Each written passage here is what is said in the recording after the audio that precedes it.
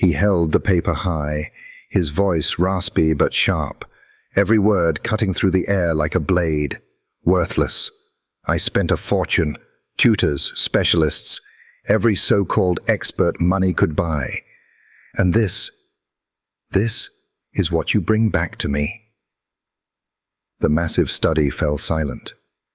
The chandelier cast its golden light down, cold and harsh, washing over the pale face of the boy at the desk.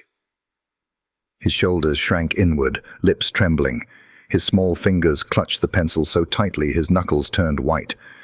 He didn't answer. He never did. Silence. That was the only response left after so many scoldings. On the desk, on the floor, even spilling across the window seat, test papers lay scattered, stained in red ink. Bold Fs, messy and cruel, stamped like the seals of failure. Each one looked like another piece torn from a broken dream. Outside, rain hammered the glass like the drums of a funeral. Thunder cracked, lightning flashed, and for a brief second, the father appeared like a judge in the blaze of light. Robert King, billionaire real estate tycoon, stood tall in his tailored gray suit, eyes cold as steel, gripping the test paper like damning evidence. He slammed it down on the desk. The sound echoed sharp and merciless. "You shame me. You don't deserve to be my son." The words landed like hammers against the boy's heart. 12 years old, he sat frozen like a statue. His pale blue eyes, drained of tears long ago, stared emptily ahead. No protests, no cries, just emptiness. Robert turned toward his assistant, who lingered nervously at the doorway. "Prepare the paperwork. He's going to boarding school. They'll know how to make something out of this useless boy." The boy flinched. Boarding school. The word struck like exile. To him, it wasn't school. It was banishment. A place to send him away, so his father could forget. Robert turned and left. The heavy click of his leather shoes against marble echoed like nails sealing a coffin. The door shut, leaving behind only a boy and the red ink wreckage of his failure. The pencil slipped from his hand and clattered to the floor. With trembling fingers, he picked up one paper from the pile. At the top, the red F bled like an open wound. He stared at it, whispering so softly the storm outside nearly swallowed it whole. Maybe I really am broken." The rain poured harder. Wind howled through the long corridors.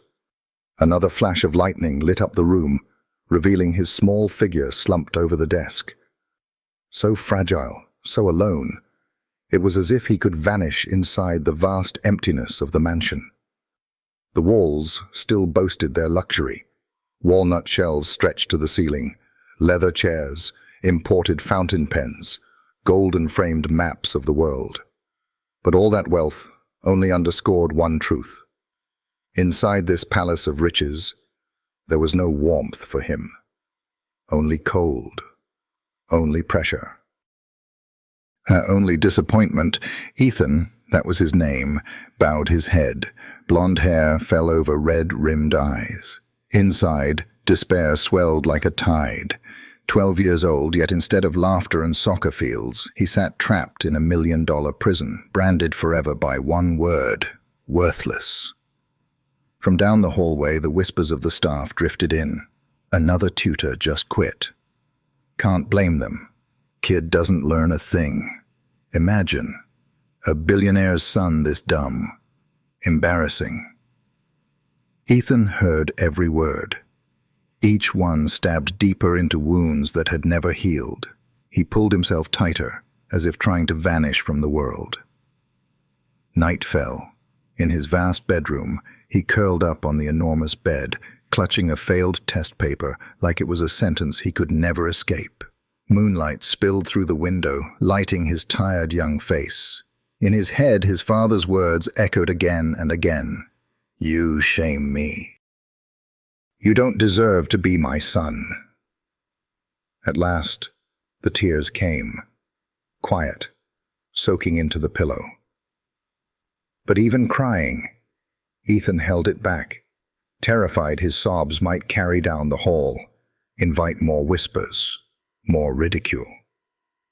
He squeezed his eyes shut.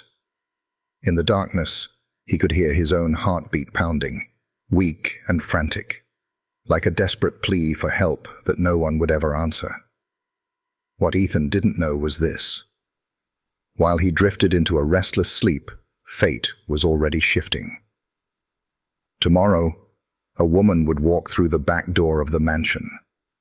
Not a tutor with fancy degrees, not someone in tailored suits. She would carry nothing but an old leather handbag, and eyes that held the weight of scars she'd survived.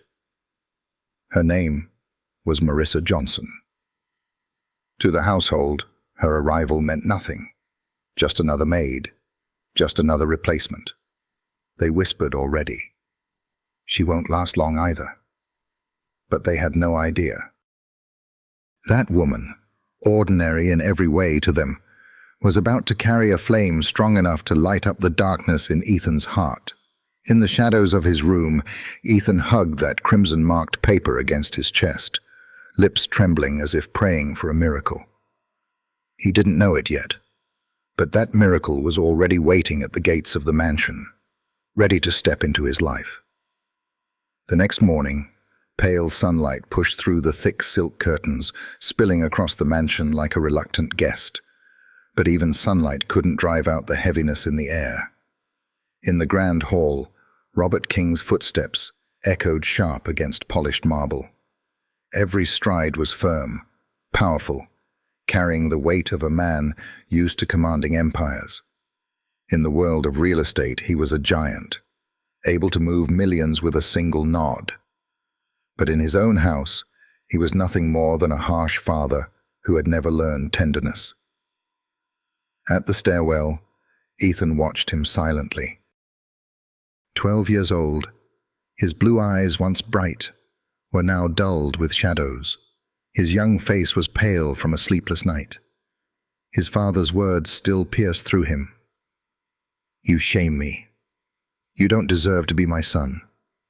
Get ready for boarding school. Ethan didn't protest. He never did. He had learned long ago. He would never be enough. From the moment he first held a pencil, he knew something was different. Letters never stayed still. They twisted, flipped, blurred together. Every attempt to write or read ended in disappointment. At first he had hope. When the tutors came, they arrived with thick workbooks, expensive lesson plans, promising his father they could turn the boy into a genius in months. But it always ended the same way. Sighs of frustration, slammed doors, footsteps fading as they quit, one after another. One tutor had even snapped in rage. This boy cannot learn. I'm done. And stormed out. Ethan had sat frozen, fists clenched, his small heart cracking again. His father never once asked why. To Robert King, only results mattered. Grades, achievements, trophies. In his world, there were only winners and losers. And the bitter truth was, his only son had fallen on the wrong side of that line. Last night at dinner, while the long table was covered in exquisite dishes, Ethan could hardly swallow a bite. His father sat at the head, wineglass in hand, and declared coldly, "Next week, you'll go to boarding school. They'll fix your uselessness there." The words hit harder than stone. Ethan froze, fork slipping from his hand, clattering against the plate. His father's assistant had scribbled it down matter-of-factly, as if it were just paperwork, never realizing it was the life of a child. Ethan knew then. He no longer had a place in this home.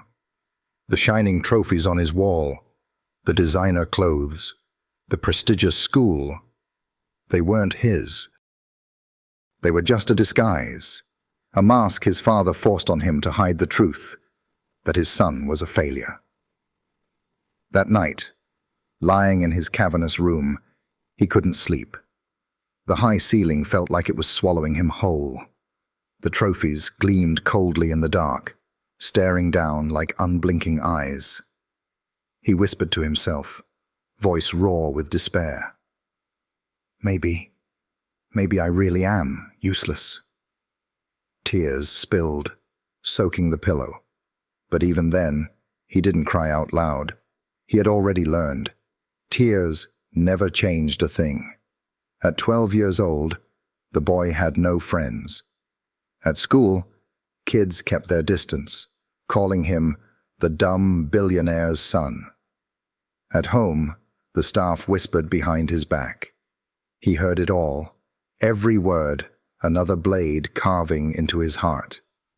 Every tutor quits. All that money, and it still can't buy him a brain. What a disgrace to the King family. No one understood. What Ethan needed wasn't another lesson plan, another specialist, another round of scolding. What he needed was someone, just one person, patient enough to sit beside him, to listen, and to see that he wasn't worthless. He was simply different. But Ethan had never found that person. At least, not until today. Behind the mansion, at the service entrance where staff came and went, a black woman stepped inside. Her shoes were scuffed, her uniform plain, and on her shoulder hung a worn leather bag. She bowed her head politely to a few of the other employees, receiving nothing but skeptical stares. New girl, huh? Yeah. I heard her name's Marissa Johnson. Won't last long, though. They laughed and walked away. To them, a new maid was nothing worth noticing. But Marissa carried something in those deep brown eyes that no one in this house possessed. A memory of her own childhood, when letters danced and twisted on the page, tormenting her. And in that memory lived a mother, patient, steadfast, who taught her to see the world in a rhythm of her own. Marissa didn't know it yet, but within hours, she would look into the desperate eyes of a billionaire's son and see her own childhood reflected back. That meeting would change both of their lives. Upstairs in the hallway, Ethan sat hunched over, clutching failed papers in his hands. Downstairs, the service door clicked shut behind Marissa. Two souls, a broken boy and a woman who had once survived her own brokenness, were now under the same roof, about to collide in destiny. That afternoon, black clouds gathered, swallowing the weak sunlight. Chandeliers glowed brightly inside the King mansion, but in Ethan's chest, the shadows remained heavy. He sat curled up in a corner of the second-floor hall, tired eyes gazing down at the busy staff below. They thought he had retreated to his room, but Ethan lingered, listening to every word. The clatter of silverware mixed with hushed voices. Did you hear? Another tutor walked out this morning. Not surprised. He never gets it. Kid must really be stupid. A billionaire's son like that. What a shame.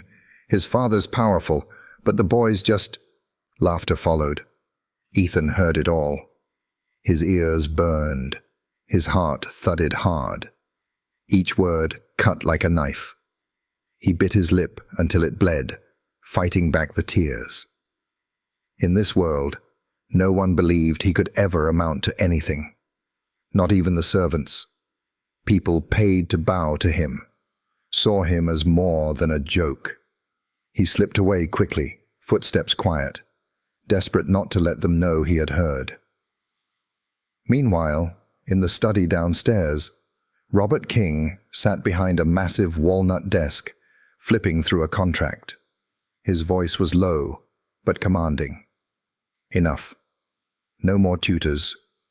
Stop wasting money. His assistant nodded carefully. And what do you plan to do with the boy, sir? Robert set the papers down, folded his arms, his eyes sharp as glass. Boarding school. There. They'll teach him discipline. There. Failure won't be tolerated. Yes, sir. I'll prepare the paperwork. Robert gave a curt nod, as if he'd just closed another business deal. To him, the decision was simple. Cold. No different than buying another tower or selling off an estate. But upstairs, Ethan had heard everything. He stood frozen outside the study door, heart pounding. Each word from his father hit like a hammer to his chest. Boarding school. Failure won't be tolerated. He staggered back, pressing against the wall, legs trembling. The world spun. Boarding school. Just hearing it, he could already see himself thrown into some faraway place, away from his father, away from home. There, he would drown in ridicule, chained forever to the label of useless. He ran to his room and slammed the door shut. His breath came fast. His hands crushed the old test paper until it crumpled into his fist. In the vast, icy room, his voice broke out in a scream no one would ever hear. I don't want to go. I don't want to go. The walls echoed his cry back at him, sounding like another lonely child calling from the dark. But no one answered. He collapsed onto the floor, sliding down the bed frame. His eyes burned red, his shoulders shook. No matter how hard he tried to hold it in, the tears poured hot and bitter, searing away what little pride he had left. Faces of past tutors flashed in his mind, disgusted, disappointed, declaring him hopeless. He remembered his father's cold glances, walking past without ever laying a hand on his shoulder. And now, his father wanted to banish him, cast him out of the house forever. In that moment, Ethan felt like nothing more than a broken object, tossed aside so it wouldn't offend the eye. Out in the hall, a pair of maids walked past, hearing the muffled sobs from behind his door. They exchanged a glance and shook their heads. Crying won't change anything. Poor kid. But you can't really blame the boss. Their footsteps faded, leaving only silence in the corridor. Inside his room, Ethan curled up tight, clutching his pillow, whispering through tears. Maybe it'd be better if I just disappeared. The clock on the wall ticked, tick-tock, tick-tock. Each sound was like a countdown to the day he'd be taken away. And at that very moment, while Ethan thought every door in his life had closed, somewhere else in the mansion, Marissa Johnson, the new maid, was quietly unpacking her supplies in the staff quarters. No one noticed her. No one knew that this black woman would soon become the breath of change. Ethan sat in the dark, his eyes dry after crying. He didn't know that in just a few hours, another pair of eyes that had once seen the same kind of pain, would finally see him. And from that moment, a brand new journey would begin. His bedroom was huge, big enough for a child to play tag all day and still not run out of space. The ceiling stretched high above, tall windows opened to a perfectly trimmed garden, oil paintings lined the walls, and a giant bed covered in white silk sheets stood in the center. To anyone else, it looked like heaven. But to Ethan, it was nothing more than a gilded cage. That night, after hearing his father decide to send him away, he lay on that bed, sleepless. The dim lamplight reflected off the rows of golden trophies on the shelves. Each one gleamed proudly, showing off victories. But Ethan knew the truth. None of them were his. His father had bought them at charity auctions, engraved Ethan King on the plaques, and displayed them as if to console himself that his son had achievements too. Ethan sat up, walked slowly toward the shelf, and touched the cold metal with his small fingers. In the reflection, he saw a thin boy with hollow eyes and messy blonde hair. He whispered, voice trembling, "I've never won a single contest. Why pretend?" He turned to face the giant mirror on the wall. His reflection stared back, pajamas neat, face pale and tired. He stepped closer, met his own eyes, and let out a broken laugh, the twisted laugh of a desperate child. "Maybe I really am useless, just like Dad said." The laugh cracked into sobs. Tears streamed down, hitting the polished wooden floor. He quickly wiped them away, terrified someone might see.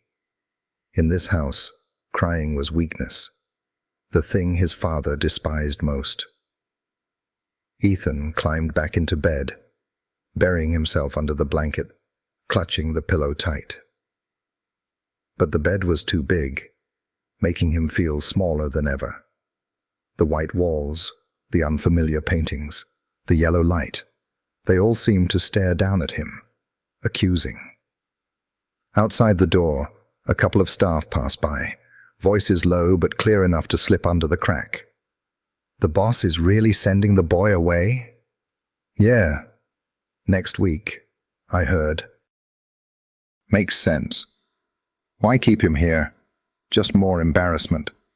Sad, but deserved." Their footsteps faded. Silence returned. Ethan buried his face in the pillow, his heart aching. Why didn't anyone stand by him? Why, in a mansion filled with people, was there not one soul who believed he wasn't lazy, wasn't stupid, just different? A cold draft slipped through the window left ajar, knocking an old test paper onto the floor. Ethan bent to pick it up. The red F glared back at him. His hand shook as he crumpled it, then let it fall. The paper landed beside a gleaming gold trophy.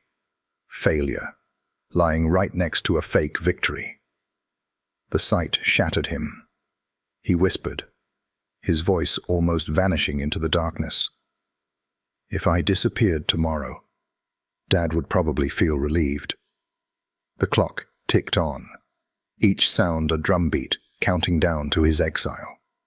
Ethan lay curled up, staring wide-eyed at the towering ceiling, feeling like the whole room was pressing down, crushing his chest. His world had only 3 colors now, the red of failure, the cold gold of false trophies, and the suffocating black of loneliness. Outside, thunder roared again, lightning slashing across the sky as if trying to tear the night apart. But no light could pierce the darkness inside his heart. Ethan closed his eyes, exhausted. In a restless dream, he wandered down an endless hallway, lined with failed tests. At the far end, his father stood with his back turned. Ethan called out, his voice raw, "Dad, I'm sorry." But Robert never turned. He walked away, farther and farther, leaving Ethan running, but never reaching. Ethan jolted awake, sweat dripping down his forehead, heart pounding like it might burst from his chest. He covered his face with trembling hands, whispering, "I don't have anyone. I don't have anyone at all." And in that $1 million mansion, filled with gold, silver, and luxury, a 12-year-old boy remained nothing but a lost soul, utterly alone. And in that same lonely night downstairs, Marissa Johnson was quietly mopping the floor, her eyes thoughtful, heavy with memories. She didn't know that tomorrow she would step into this boy's world, carrying the only spark that could chase away the darkness in his heart. Upstairs, Ethan collapsed on his bed, eyes shut tight in despair. He had no idea that the very next day, a gentle hand would reach for his invisible wounds and change both their lives forever. The next morning, Ethan forced himself to get up early. He had barely slept, but somewhere inside, a tiny thought flickered. Maybe today will be different. Maybe I can do better. He sat at his desk, lined up his books neatly, sharpened his pencil to a perfect point. Sunlight spilled through the tall glass window, lighting his tired face. Ethan took a deep breath, opened his workbook.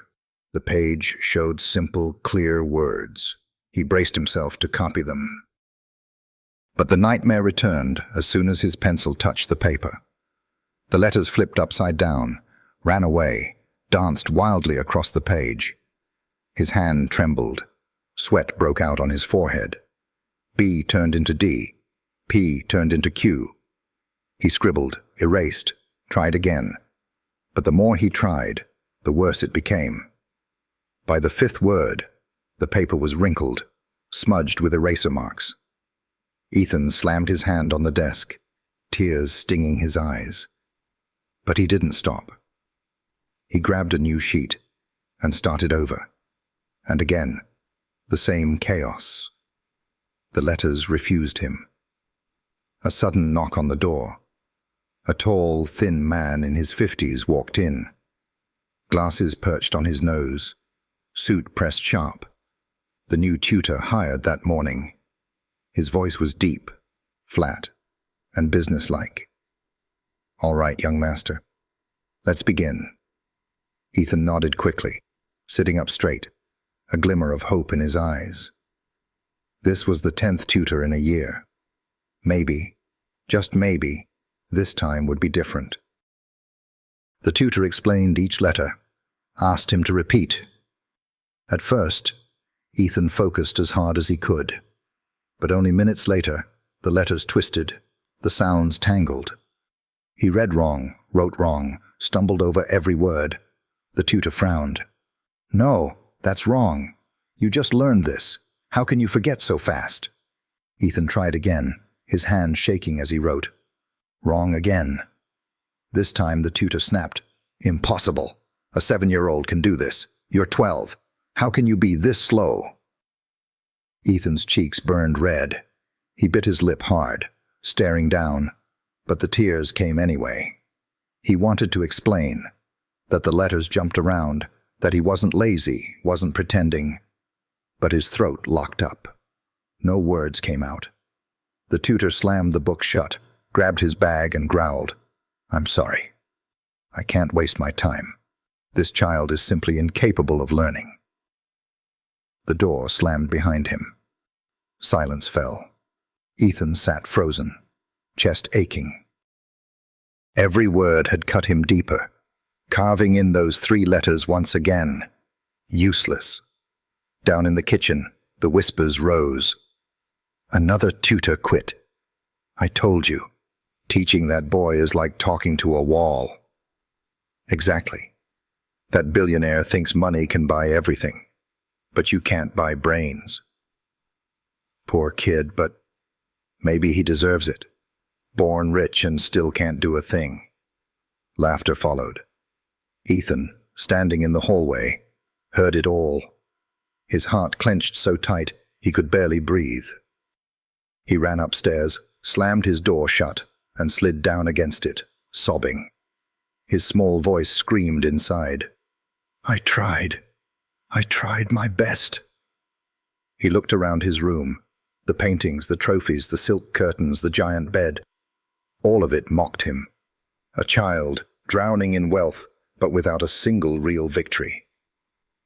Ethan clutched his head, crying out in despair, but the thick walls swallowed his voice. No one heard. No one cared. He leapt up, grabbed an old test paper, and tore it to shreds. The pieces fluttered around his feet like red-stained snow. In the mirror, he saw himself, blonde hair messy, eyes red, tears streaming. A boy who had lost all belief. He whispered, voice trembling, fading into the air. "Maybe I'll never get it. Maybe I really am broken." Outside, rain began to fall, soft but steady. Drops tapped against the glass, singing a sad rhythm. Wind slipped through the cracks, scattering paper fragments across the floor. And inside that lavish mansion, surrounded by thousands of expensive things, there was only one boy, collapsed, lost, drowning in despair. Ethan lay on the floor, eyes dry and empty, staring at the ceiling. He didn't know that tomorrow, when he thought all effort was useless, a kind hand would quietly reach out, the hand of the new maid named Marissa, and everything would begin to change. The next morning, the city sky hung heavy and gray, clouds rolling like a warning of another dark day. While the King mansion simmered with tension, a woman quietly stepped through the service entrance at the back. Her name was Marissa Johnson. 32 years old, slim but strong. Her shoes were worn thin, the leather edges peeling, and the brown handbag on her shoulder was patched with time. Her curly hair was tied neatly back with a simple cloth scarf, and her deep brown eyes, though shadowed with fatigue, held something few could ignore: determination. Marissa gave a polite nod to the other staff in the break room. They glanced at her, whispering, "New one, huh?" "Yeah, name's Marissa. Looks sweet, but she won't last. That boy already scared off all the tutors." A small laugh slipped out, laced with disdain. Marissa heard every word, but didn't reply. She just set her cleaning supplies neatly on the shelf and got to work, as if the whispers never existed. She was too familiar with snap judgments to bother defending herself. That afternoon, while dusting the upstairs hallway, Marissa froze. She heard a sound she knew too well, the frantic scratching of a pencil tearing at paper, followed by a deep, frustrated sigh. She leaned slightly, peeking through the cracked study door. Inside, Ethan sat hunched over his desk. His blonde hair fell into his face, his small shoulders tight with strain. In front of him, a crumpled page, covered in messy scribbles and heavy eraser marks. His fist gripped the pencil so hard, his knuckles turned white. Write, erase, crumple, try again. Until finally, he buried his face into his arms and cried silently. Marissa stood in the doorway, heart twisting. The sight was like a knife, dragging up her own memories. She saw herself at 8 years old, sitting at a rickety table, watching letters dance and flip, convinced the world was against her. Only her mother had been there, rough hands, gentle voice, whispering, "You're not stupid, Marissa." The letters just looked different. We'll learn their rhythm together. Her eyes blurred with tears for a moment. She took a deep breath and stepped quietly inside. Ethan heard the movement and looked up, eyes red, face tense, bracing for another scolding. But instead, he found a soft smile. Marissa tilted her head, glanced at the pencil in his hand, and said gently, "You're holding it like a sword. No wonder the paper fights back." Ethan blinked. No one had ever spoken to him like that. Only blame, only insults. Her words, light, different, made him pause. His voice cracked. I didn't mean to." Marissa didn't answer right away. She bent down, picked up a crumpled sheet from the floor, smoothed it flat, placed it back on the desk. Then, without another word, she returned to dusting the bookshelf, humming an old tune softly. Ethan sat still, eyes fixed on her. For the first time, someone wasn't looking at him with disdain. For the first time, no harsh words. Just a smile, just a kind remark. And somehow, his heart eased. That night, lying in bed, Ethan still heard her voice echoing, "You're holding it like a sword." For the first time in months, he fell asleep without the word useless pounding in his head. The next day, Marissa passed by the study again. She found Ethan hunched at the desk, hand covering his face, workbook filled with mistakes. She stepped in, picked up the pencil that had rolled to the floor, and set it gently in front of him. Then she asked softly, "Have you tried listening to the letters? Don't fight them. Just listen." Ethan looked up, startled. Marissa pulled a chair beside him, opened the book, and traced the words with her finger. Her voice was slow, warm, unhurried as she read aloud. Then she smiled. "Now, try reading with me. Follow my rhythm." At first, the letters still swam. Ethan stuttered, cheeks burning, ready to slam the book shut. But Marissa placed her hand lightly on the page, patient. "It's all right. They're just dancing their own way. We'll learn the dance together." Ethan froze. No one had ever said that before. He inhaled shakily, tried again. This time, he made it through a full sentence. Slow, but complete. His eyes went wide. He whispered, almost disbelieving, I read it. I really read it." Marissa clapped her hands softly, smiling. "See? They don't hate you. They just need time." Ethan blinked, then, suddenly, laughed. His first real laugh in months. He hugged the book to his chest, heart racing like he had just found treasure. That night, under his blanket, Ethan whispered the sentence over and over. For the first time, the letters didn't fight him. In another corner of the mansion, the staff whispered to each other. "I heard she's teaching the young master, a maid, daring to replace a tutor. She won't last. She'll be fired soon." Marissa heard it all, but only smiled quietly. She didn't realize that her patience had already lit a spark, one strong enough to change this boy's entire fate. Inside the King Mansion's elegant study, the afternoon sun spilled weakly through tall glass windows. Dust motes floated in the golden light. Ethan sat at the desk, pencil rolling across a page filled with eraser marks and crossed-out words. The 12-year-old lowered his head, shoulders trembling, ready to shut the book, ready to accept failure once again. But Marissa sat down beside him, gently sliding the book back in front of him. She smiled. "No rush, Ethan. Did you know, when I was your age, I was just like you?" Ethan's head shot up, startled.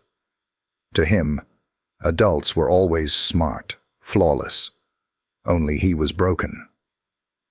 "You couldn't read either," he stammered. Marissa nodded softly. A flicker of memory glazed her eyes. She saw again the crooked little house on the outskirts of town, where letters had once been her greatest enemy. "Yes." "Back then, the letters looked like fireflies to me, darting everywhere across the page. I was called stupid, useless. Everyone thought I'd never learn." Ethan's eyes widened. His heart thudded faster. For the first time, someone truly understood his pain. Marissa drew a deep breath, her voice gentle. "But my mother didn't believe that. She said, 'You're not broken, my girl. You just see the world to a different rhythm. If the letters dance, then we'll learn to dance with them.'" She turned to Ethan, her gaze warm. "And now, I'll teach you the same." Ethan hesitated. He was too used to failure. But Marissa's eyes pulled him back, like a rope lifting him up. She grabbed a blank sheet of paper, no lines, no words. She drew a simple circle. "This is the letter O. Don't think of it as a letter. Think of it as a shape. Can you draw a circle?" Ethan's hand trembled as he picked up the pencil, slowly tracing. The circle came out wobbly, but it was still a circle. "There we go," Marissa clapped lightly, grinning. "See, you're not broken. You just need to look at them differently." She kept going, a straight line, half a circle. Together they became the letter D. Ethan stared. For the first time, letters didn't feel like enemies. They were just puzzle pieces. Marissa lowered her voice, repeating the same words her mother once told her. "We'll learn one stroke at a time, one rhythm at a time, slow but steady." They stayed there all afternoon. Each letter, Marissa turned into a shape, a rhythm, a breath. For the first time, Ethan felt like he could understand them, rather than just fail. By sunset, he had managed to piece together short words. His hand still shook, but his eyes shone. He looked at the page, whispering, I can read it. I really can." Marissa smiled, patting his shoulder. "Yes, you can, and you'll do even more." Ethan sat silent for a moment, then suddenly laughed. A pure, boyish laugh he hadn't let out in months. And the whole room seemed to glow with it. But the moment didn't last. Outside in the hallway, voices snickered. "Look at that. A maid playing teacher. Ridiculous. Just wait. When the boss finds out, she'll be gone." Ethan lowered his head, worry flickering across his face. But Marissa calmly packed up the books and said softly, just for him, "Don't be afraid. You deserve to learn in your own way. And I won't leave you." Ethan's heart trembled. For the first time in his life, an adult had told him, "I won't leave you." That night, in his cold, oversized bedroom, Ethan tucked a small notebook under his pillow. Before closing his eyes, he opened it and read aloud the very first sentence he had conquered. The words whispered into the still dark, like a tiny lamp, pushing back the shadows in his chest. Meanwhile, his father, Robert King, had no idea what was happening upstairs. But in just a few days, he would witness something that money, tutors, or experts had never achieved. His son's very first victory over fear itself. In the days that followed, a quiet ritual grew inside the King mansion. Every afternoon, when the sunlight slanted through the tall windows and the house fell silent, Marissa would quietly enter the study. Ethan was always waiting, eyes gleaming with anticipation, pencil sharpened, notebook ready. No longer the boy drowning in despair. No ceremony, no fuss. Just a black maid and the son of a billionaire. Together, they practiced each letter, each sound, each rhythm. Sometimes, Ethan broke down crying after too many mistakes. Sometimes he slammed his pencil in anger. But each time, Marissa simply laid a gentle hand on his shoulder and reminded him, "You're not broken. The letters are just different, and you'll find the way." Within weeks, Ethan could read short sentences. Every success lit up his eyes. Every hesitant smile was a triumph. To him, those weren't just words. They were his first true victories. But the King mansion was never short of eyes and ears. The maids, the chefs, the butlers, they all began to whisper, "Did you hear? The new maid's teaching the young master. Crazy. Tutors with degrees couldn't manage him, and she thinks she can? She won't last. Once Mr. King finds out, she's finished." They laughed, their mockery spreading like smoke through the halls. But Marissa didn't flinch. She had lived too long under cruel whispers and judging stares. They had no power over her anymore. The only thing that mattered was Ethan's eyes, the eyes that were slowly coming back to life. Ethan heard the whispers too. His chest tightened. Fear clawed at him. What if she leaves me like everyone else? One afternoon, as Marissa sat down to teach, Ethan whispered nervously, "If my father finds out, you'll be fired. Aren't you scared?" Marissa looked straight at him, eyes steady. I'm not scared. The only thing I'm afraid of is letting you believe you're useless, and that's not going to happen. Ethan froze. Then slowly, his lips curved into a trembling smile. For the first time, he knew someone wouldn't abandon him. But fate never allowed peace for long. One morning, Robert King came home earlier than usual. A business deal had gone sour, and his temper burned hot. He strode into the mansion, tossed his coat at his assistant, and stormed upstairs toward his study. But as he passed the hallway, a faint sound caught his ear. The soft stammer of a boy reading aloud. He stopped. The study door was ajar. Robert pushed it open. And there, before his eyes, Ethan sat at the desk, carefully sounding out each word. Beside him, Marissa guided him gently, voice calm and patient. No crumpled papers, no pounding fists, just a boy focused, eyes shining every time he got it right. Robert froze for a few seconds. Inside him surged something he couldn't name. Shock, anger, or was it hope? He wasn't sure. Marissa glanced up, catching his gaze. She startled for a moment, but unlike the other maids, she didn't drop her eyes or scurry away. She simply nodded politely, then turned back to Ethan, choosing to stay by his side. Robert's fist clenched. He wanted to shout, to accuse her. A maid, daring to act like a teacher. But the words died on his lips when he saw Ethan. His son, the boy he had called useless for years, was bent over the page, sounding out each word, sweat on his brow, but determination blazing in his eyes.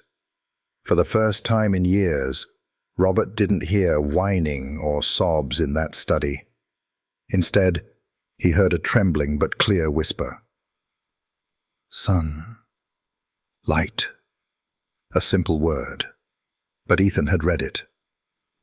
Robert closed the door without a word. His footsteps echoed down the hall, but inside his chest, a storm raged. How could this be?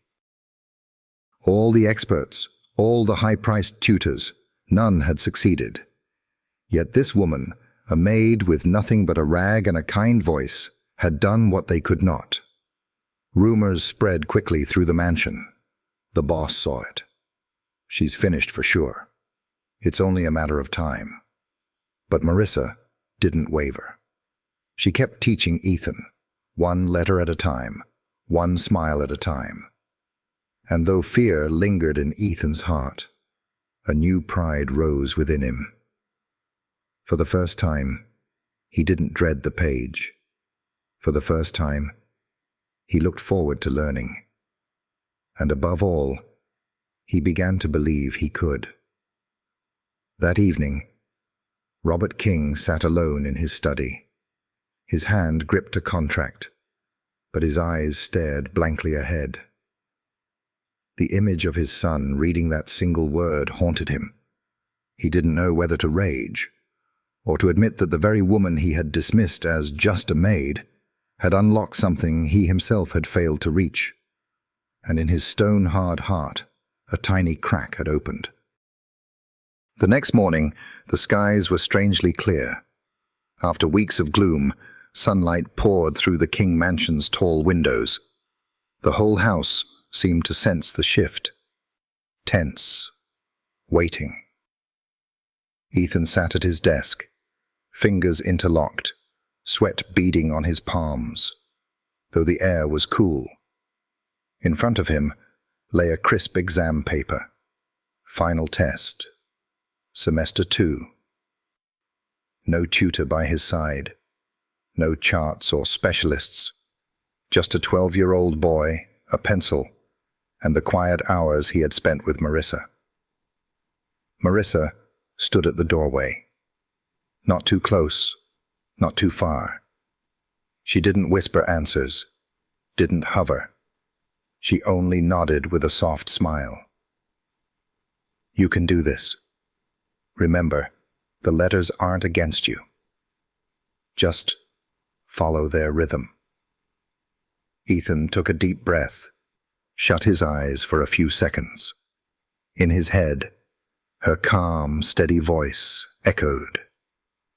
Then he opened his eyes, picked up the pencil, and began. The words came. At first, the letters twisted and danced, but Ethan didn't panic this time. He remembered Marissa's way. Break each sound apart, shape each piece, fit them together. He whispered under his breath, traced circles and lines, slowly building words. The study was silent, save for the soft scratch of graphite on paper. Outside, a few maids paused, listening through the door. They had laughed before, but now, even they held their breath, waiting to see if the boy would collapse once more. Ethan's hand trembled as he turned the second page. His wrist ached, but he pressed on. Every answer written carried Marissa's voice in his mind. You're not broken. You're just different. Finally, after more than an hour, Ethan set his pencil down. His heart pounded. He picked up the paper, hands shaking, and for the first time, walked it to his father himself. Robert King sat behind his desk, buried in contracts. The door creaked open. Ethan stood at the threshold, voice trembling. Father, this is my test. Robert looked up, frowning at the interruption. He took the paper, flipping through it absent-mindedly. But then, his eyes stopped at the corner. A letter, bold, bright red. A. Robert blinked, thinking he'd misread. He flipped the page, scanning each answer carefully. No handouts, no fake leniency. It was real. A precise, solid test. An A. The room froze. Robert's grip tightened on the paper. His eyes locked on the words. He had thought he'd never see this. Memories flashed, tutors storming out, papers marked with red Fs, muffled sobs, and now, before him, stood undeniable victory. Ethan stood still, head lowered, bracing for the usual sigh, the look of disappointment. But this time, none came. Only silence. Robert looked up, his cold eyes unsteady for once. His voice cracked, barely above a whisper. How did you do this? Ethan didn't answer. He turned toward the door, and there stood Marissa, quiet, still holding her cleaning rag. Robert's eyes followed, and for the first time, he truly saw her. Not a maid, not a name on payroll, but the one person who had done what all his prestigious tutors had failed to do. The room sank into silence, broken only by Ethan's unsteady breaths. The paper trembled in Robert's hand, not from anger, but from awe.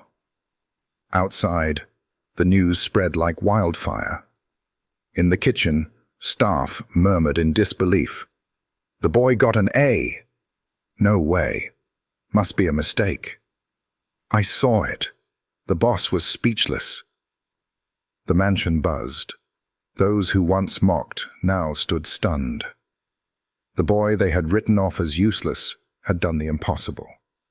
Marissa remained at the door, quiet and humble. She said nothing. But inside, her heart swelled, because in Ethan's shy, radiant smile, she saw her own mother's memory alive again, the woman who had once taught her patience with every single letter. Robert King set the paper down on his desk and drew a long breath. He knew this moment had changed everything. The question was no longer, can Ethan learn, but who is this woman who could pull my son back from the edge? And that very night, he would summon Marissa to his study to get his answer. That evening, the King mansion carried a strange air. No more kitchen gossip or mocking whispers. No more doors slamming shut from the study. Instead, silence. Heavy, tense, and waiting. The news of Ethan's had spread through the house like wildfire. Everyone knew. The real storm was about to break. Inside the study, the lamp glowed over contracts Robert couldn't read. He leaned back in his chair, twirling his fountain pen, mind in chaos. The exam paper still sat before him, the red A burning at the corner like a flame he couldn't look away from.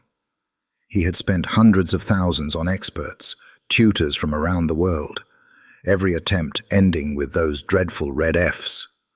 And yet, a woman with no degree, just a mop in her hand, had done what none of them could. Part of him wanted to rage, to see it as an insult. But another part, the part he rarely admitted existed, felt grateful. Robert pressed the bell on his desk. Moments later, the butler appeared. "Sir, Miss Marissa is in the staff quarters. Bring her here." Minutes later, Marissa entered. She still wore her simple uniform, the faint scent of soap clinging to her hands. Her eyes were calm. She did not lower her head like the others did before him. She stood straight, steady, waiting. Robert pointed at the paper on his desk. "How did you do it?" Marissa blinked softly, then answered in a low, steady tone. "I didn't do anything. He did it himself. Don't play games." Robert's voice tightened. Dozens of tutors failed. Why could a maid succeed? Marissa inhaled deeply, then told her story. She spoke of her poor childhood, of nights sitting at a shaky desk, watching letters dance and blur on the page. She told him of her mother, an uneducated woman but endlessly patient, who had taught her each letter, each sound, with nothing but love. "My mother said, 'You're not stupid. You just see the world a little differently.' I believed her. When I looked at Ethan, I saw that same desperate look. He wasn't broken. He just needed someone willing to learn at his rhythm." Her calm voice filled the grand study, but each word struck Robert like a hammer. He remembered Ethan's empty eyes every time an F came home. He remembered his own sighs, his cold words. "You're useless." And now, hearing Marissa, he realized it was he who had taught Ethan to believe he was broken. Robert sat in silence for a long time.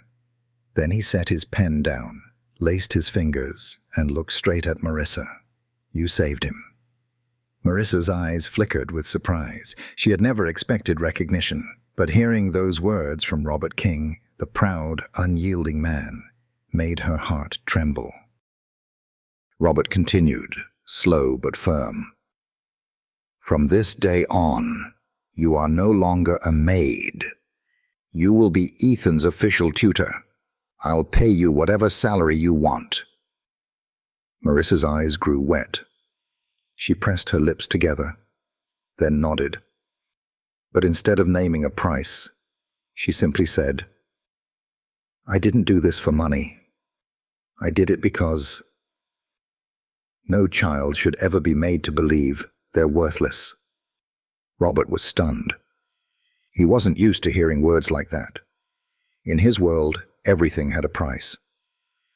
But here, standing before him, was a woman who had achieved the impossible, without wealth, without titles, only with heart.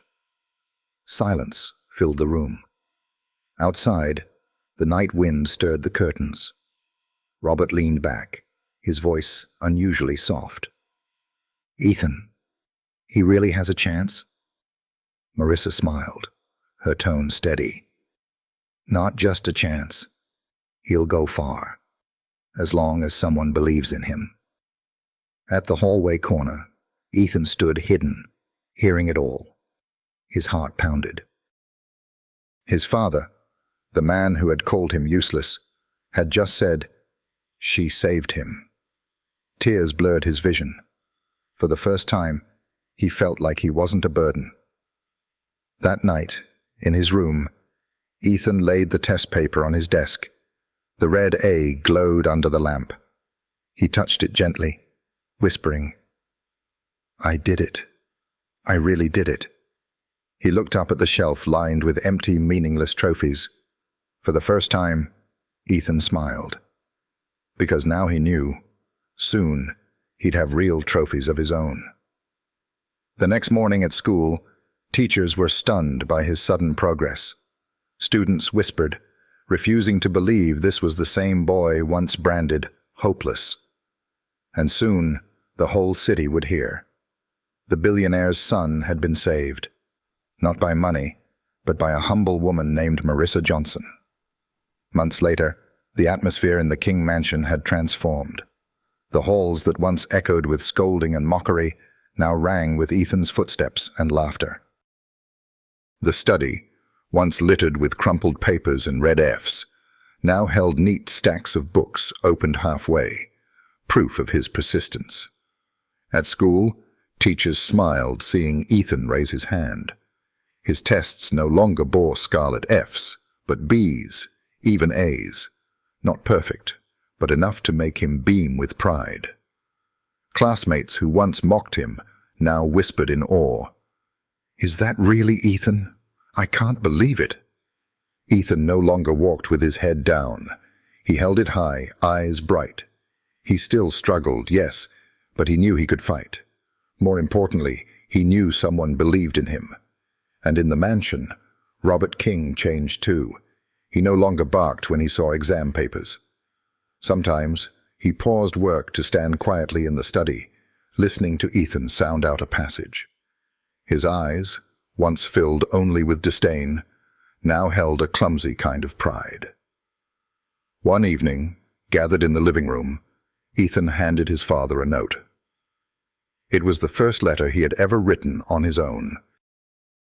The handwriting was messy, but each word was clear. "Father, I want to thank you for giving me a chance, and I want to thank Miss Marissa for believing in me." Robert's hand trembled as he read. A man who had signed billion-dollar contracts without blinking now found himself choked up over his son's shaky handwriting. He turned to Marissa, still in her simple uniform, and for the first time, smiled sincerely. "Thank you." Marissa nodded, eyes glistening with happy tears. The story spread quickly. Teachers whispered. Parents were astonished. Journalists picked it up. One headline read, "Billionaire's son, saved by the Maid." At first, Robert bristled, but then he read Ethan's quote in the article. "She never gave up on me. She taught me to believe in myself." And he realized this was no shame. It was proof of something money could never buy.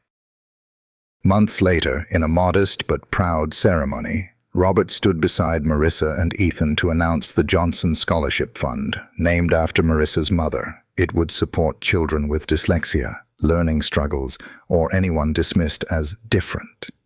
At the launch, Marissa spoke with quiet conviction.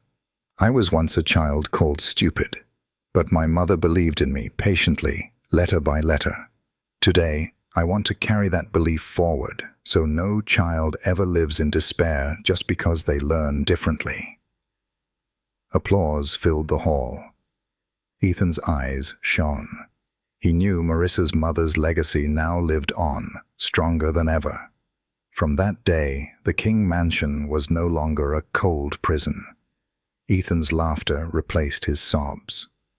Robert learned to slow down, to listen. Marissa was no longer just the maid. She was a teacher, a friend, a part of the family.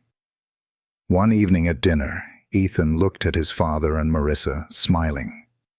"I used to think I was broken, but now I know. I just needed someone to believe in me." Robert placed a hand on his son's shoulder, his voice deep but gentle. "You're not broken. You're my son, and I'm proud of you." Marissa watched, her heart swelling. the pain of her past, the memory of her mother. All of it finally felt worth it. Outside, the moonlight bathed the garden in silver. And inside the mansion that had once been so cold, warmth filled every corner, chasing away years of shadows. Because sometimes what a child needs isn't money, or prestige, or the most expensive experts. Sometimes, all they need is someone patient enough to sit beside them, hold their hand, and whisper, "You're not broken. You're just different." And with just one person's belief, an entire life can change.